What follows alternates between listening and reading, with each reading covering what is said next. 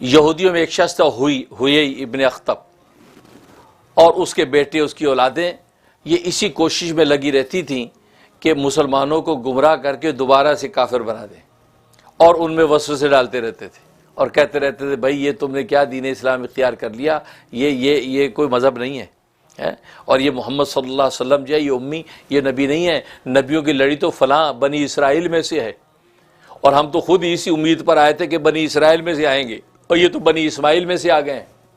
تو یہ گمراہ کرتے رہتے تھے۔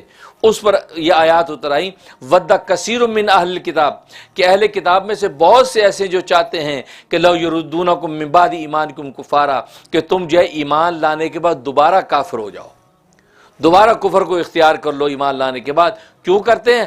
حسدا من عند انفسہم، اپنے اندر کے حسد کی وجہ سے۔ وہی بات جو میں نے کہی کہ حسد اور کبر یہ وہ دو گناہ ہیں کہ جس کی وجہ سے دنیا کے اندر فساد ہے۔ تو یہاں اللہ نے واضح کر دیا حسد ہے ان کو، اور ایسا حسد تھا کہ اس کی کوئی انتہا نہیں تھی۔ من انفسہم، ان کے دلوں کے اندر یہ حسد ہے۔ من بعد ما تبین لهم الحق، بعد اس کے کہ حق ظاہر ہو چکا ہے۔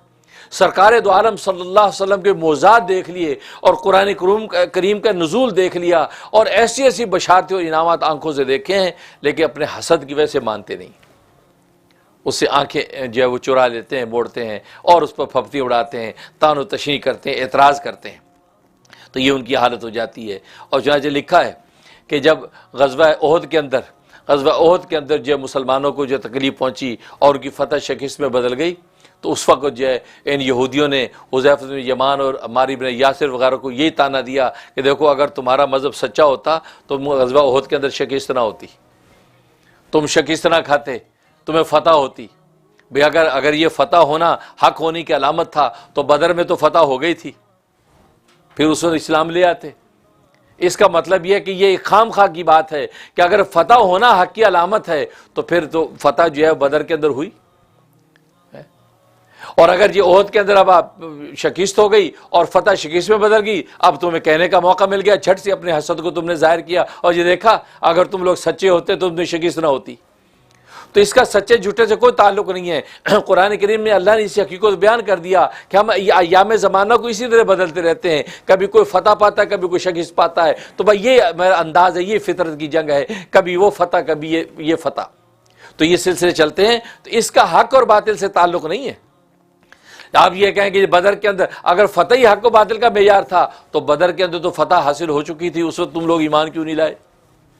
اس کا مطلب یہ کہ اعتراض برائے اعتراض تھا۔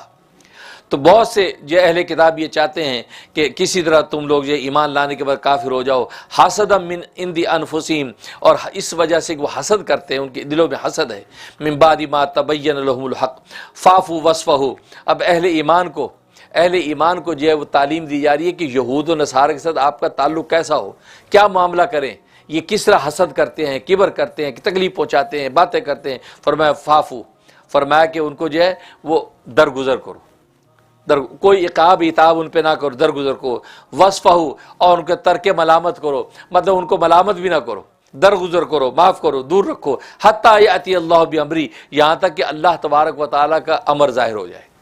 اللہ فرماتے ہیں میں خود ہی ان کے اوپر ظاہر کروں گا امر، ان کی ذلت اور رسوائی کا سامان میں خود ہی کروں گا، لیکن تم کو تعرض نہ کرو، تم اپنی دعوت حق ان کو دیتے رہو، تم ان کے ساتھ کوئی دسترازی نہ کرو۔ فاعفوا واصفحوا، پر درگزر کرو اور ان کو جو ہے مٹا کے رکھو، دور کر کے رکھو۔